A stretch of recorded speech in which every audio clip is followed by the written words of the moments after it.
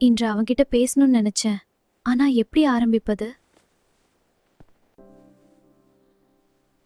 இப்போ பேசணும்னு தோணுது. ஆனா என்ன சொல்ல? நீ இப்போ வீட்டுக்கு போறியா?